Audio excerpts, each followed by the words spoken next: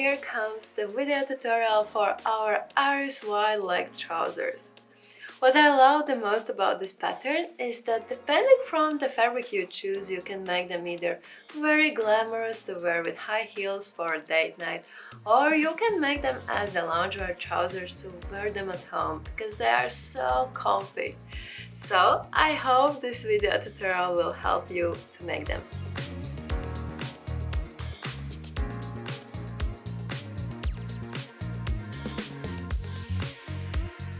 These trousers are a beginner-level sewing project. They have an elasticated waist, straight leg cut and two pockets at the side seams. However, feel free to skip the pockets if you do not want them. For example, for these gold trousers, I simply didn't have enough fabric and I was a bit in a rush, so I didn't make the pockets and I think it's fine. I am going to use the Iris Palazzo pants pattern, which you can find in our Etsy or online store. Links are down in the description.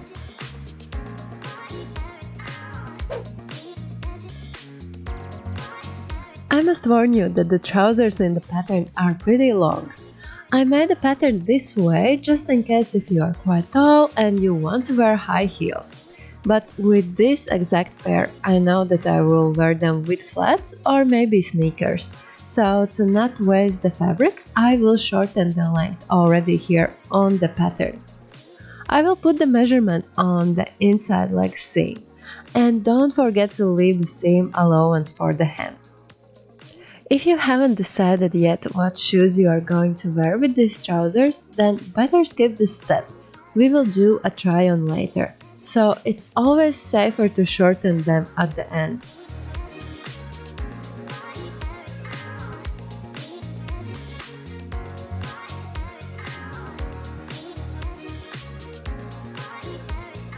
So together there are 5 pattern pieces.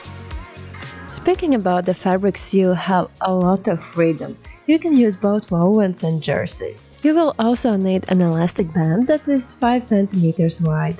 A matching thread, of course, and a sewing machine.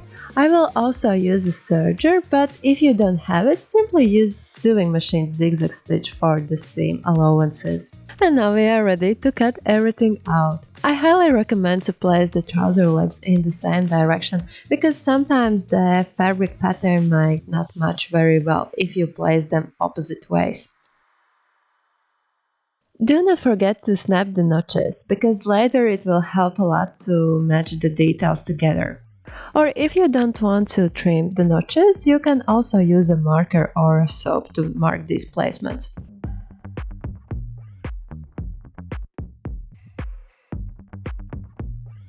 Let's start by sewing the pockets.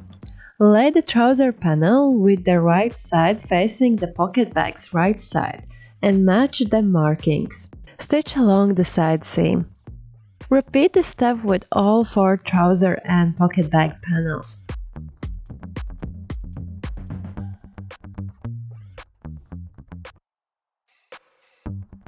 Neaten all 4 seams we just made with the serger or a zigzag stitch.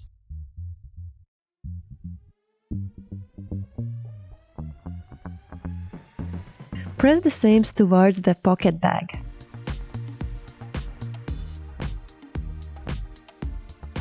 On trouser panels and understitch the pocket bag. Make a seam on the pocket panel 3 mm apart from the previously made seam, and you also need to catch the seam allowance that is under it. By doing this step, we are ensuring that the pocket bag will not come towards outside. And as you can see here, the seam allowance is fixed in the place. Repeat it with the other front panel as well. After that, press both pocket bags towards inside. Press it in a way that if you are looking from the front panel side, the pocket bag isn't visible. Lay front and back panels with the right sides facing each other. Pin along the side seam by matching the notches. I also do like to put some pins on the pocket bags to make sure that they don't move around. Make a stitch starting from the waist until the first notch of the pocket bag, then go along the pocket and stop at the next notch at the pocket. Then continue sewing until the hem. When I have reached the first notch, I leave the sewing machine's needle in the fabric, lift the presser foot, and then I can make the sharp turn and sew around the pocket bags. I will also use the same movement when I will reach the second notch. Don't forget to do the exact same steps with the other leg as well.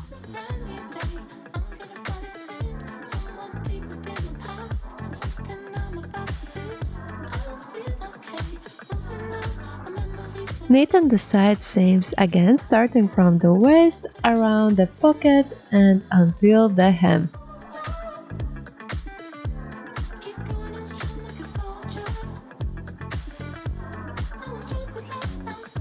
At first I am flattening the seam because my serger made it kind of wavy, but then press the seam towards the front panel. Let's give some special attention to the pocket. So place it in a way that the pocket bag isn't visible from the right side. Then use pins to fix it in the place.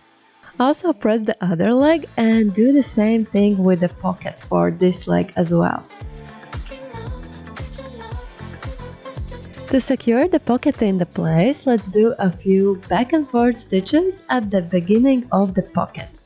This step will also give an extra level of security, because when you are putting your hands or maybe your phone inside the pocket, the side seam might eventually break. So in this way it will be more protected. We are done with the most complicated part, and now we just need to lay the front and back trouser panels with the right sides facing each other. Pin the inside leg seam and make a stitch. Repeat the same step with the other leg as well. Neaten the inside leg seam.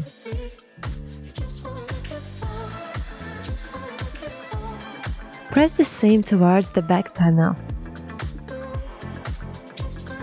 Take one of the legs and flip it in a way that the right side is towards outside. Put this leg inside the other leg in a way that the right sides are facing each other. Pin the center seam and also remember to match the inside leg seam.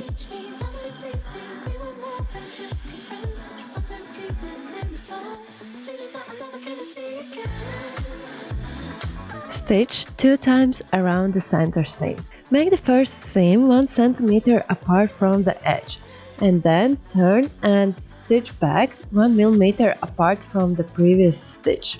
In this way you will be able to do a few squats without worrying that something might happen with the trousers.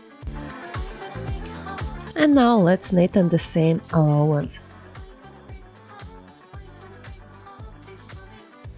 Take one leg out of the other, and now let's press the center seam's upper part only. The middle part, leave it as it is. Now lay the waistband pieces together with the right sides facing. Pin the shorter side seams. Stitch 1 cm apart from the edge.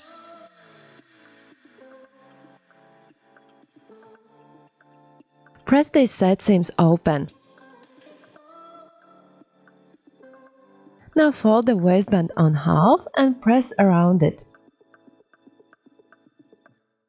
Regarding for the elastic band, you can either follow the recommended size in the tutorial file, or you can simply take your elastic band and place it around your waist and find which length feels more comfortable for you. Find the right length and add 2 cm for the seam allowance. This is a pretty good way how to find the length, because the elastic bands can be very different in their softness and stretchiness. Now place 1 cm of the raw edges on top of each other. Use pins to secure them in place. You can use a zigzag stitch, or if you are using a straight stitch, then make sure that you make a few lines going up and down. Today I am going to use a zigzag stitch. In this case it doesn't matter what color of the threads you are using for the elastic band, because it will be hidden in the waistband anyways. I will quickly mark the middle of the elastic band, so it will be easier to match it with the waistband's middle part at the front. Place the elastic band inside the waistband. I am matching the elastic band's middle with the waistband's front middle and the elastic band's seam together with the waistband's back middle. To secure the elastic band inside the waistband, I will quickly make a stitch around the raw edge 5 mm apart from the edge.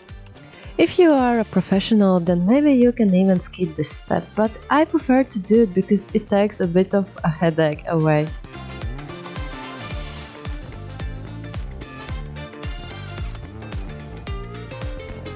Take the waistband detail and stretch it a bit to even out the gathering around the elastic band. Find the side seams and match them with the trousers side seams. Lay the waistband's right side together with the trousers right side and pin the raw edges. Also match the waistband middle notches with the trousers center seam. Stitch around 1 cm apart from the edge. When you are sewing, stretch the waistband panel in a way that it's matching the trouser upper edge. I know many of you would prefer to sew on the waistband detail first and only then insert the elastic band. But this is a quicker way and I think it's actually easier.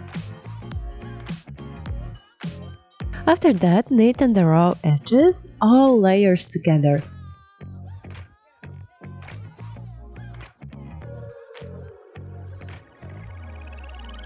I will use a tapestry needle with a large eye to hide the serger threads inside the seam. In this way, I will be completely sure that those threads will not unravel and the seam will hold very well even after washing. Lightly stretch the waistband and press the seam downwards. To better fix the elastic band in the place, let's make a stitch on top of the previously made side seam. Repeat the step for the other side seam as well. Another option to fix the elastic band in the place would be to make horizontal stitches around the waistband. It would be more visible, but it also does look great. Let's do a final try on to decide the length of the trousers. So the most important part is to try them on with the shoes you are going to wear them with. When you have the right shoes on, or maybe you will even go barefoot, use pins to find the right length. It would be great if someone could help you and do the pinning for you while you are standing completely straight meanwhile. But we are very independent here, so it's possible to do it by yourself as well. I came to a conclusion that I want them 1 cm shorter, and I simply mark this amount and I will cut it off.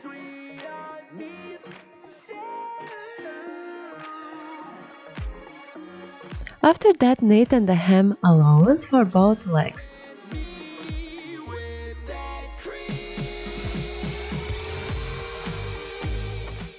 And now you will need to fold the hem allowance and pin it around.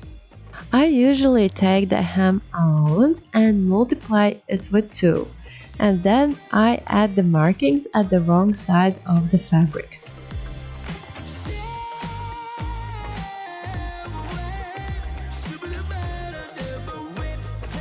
When I have added the markings, I fold the hem and I match the edge with the markings. This way I can be sure that the width of the hem will stay the same all around.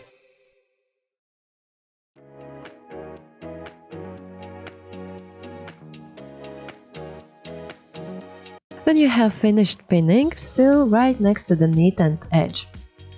By the way, you might want to take off that compartment part of the sewing machine so it will be easier to access the hem. Here for the other leg, as you can see, I haven't used pins, and because I do have those markings, it's very easy to match the edge with them, so I can even skip pinning. So this is it. Just give the final press for the hems and all over the trousers and you have finished. If you enjoyed this tutorial, please leave us a like and subscribe to our channel for more sewing and knitting tutorials. Bye!